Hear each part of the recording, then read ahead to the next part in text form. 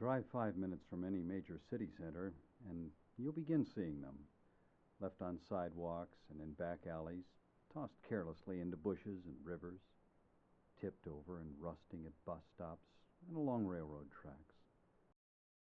They are everywhere, yet people rarely give them a second thought, let alone a second glance. But why? Hundreds of thousands go missing each year, abandoned, alone, awaiting the opportunity to be returned home. This is their story.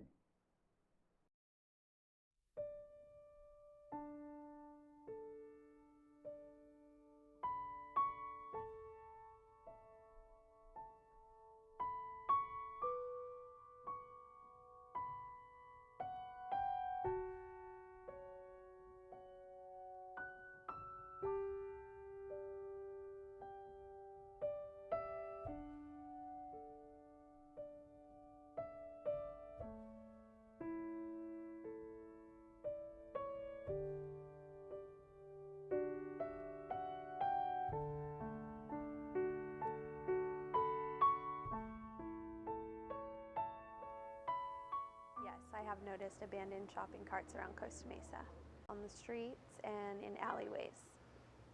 There's nothing particular that I look for when I look for a shopping cart. I usually just grab the first one. Unless it has a tire that's messed up, then I'll switch it out for a better one.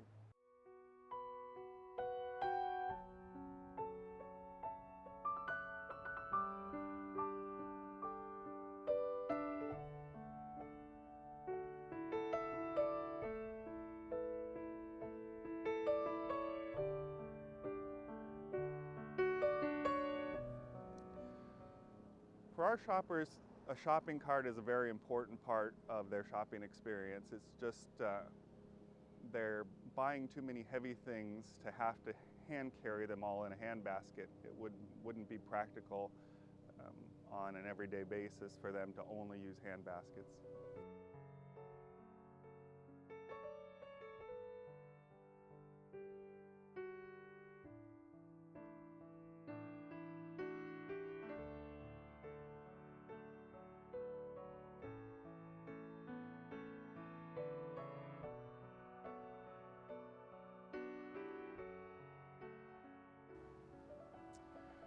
Each month we'll lose approximately 5 shopping carts, maybe a little bit less, but an average I would say probably about 5. We spend $150 per shopping cart, and over a year we'll spend an average about $4,000 to $5,000 per year. I don't think they're being stolen, I think they're being borrowed because they have no other way of holding their things. They have a lot of items sometimes, and there's hundreds of shopping carts. I feel that people who use shopping carts that are transporting their possessions on it, part of it is just, that's part of how society is today, that people are unfortunate on their luck. And the shopping cart, as it's built, it's a sturdy vehicle with wheels that's meant to take a beating. That's why people use it.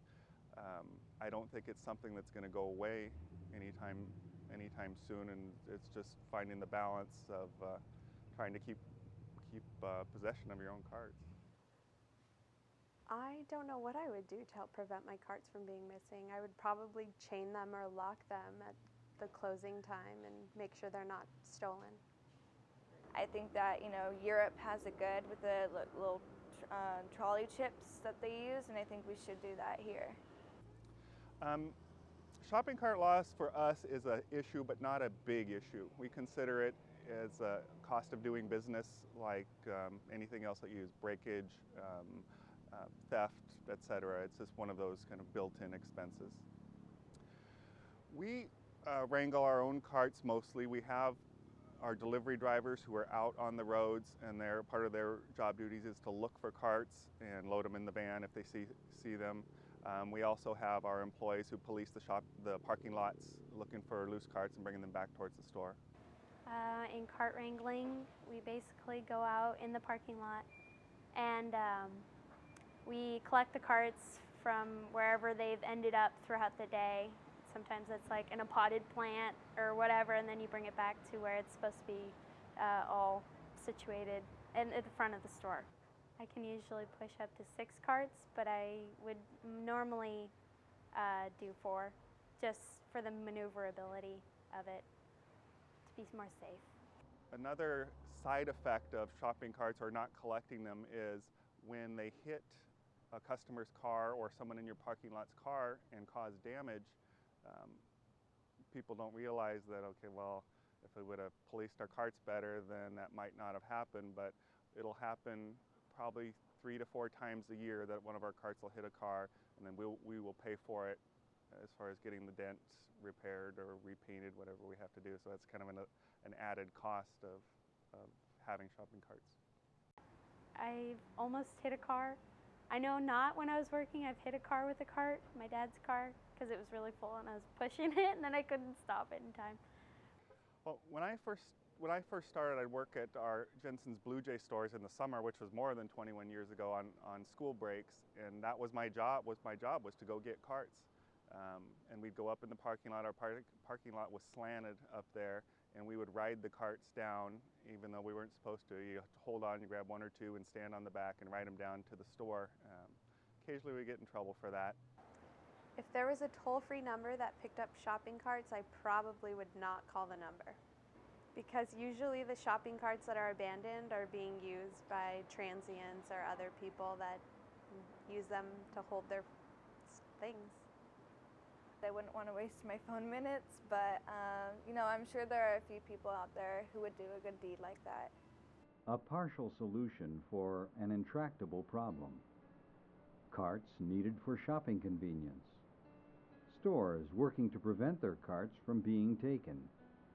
Individuals taking carts to live. Unsung heroes reporting stray carts. Turning the carts home at last. These are the Shopping Cart Diaries.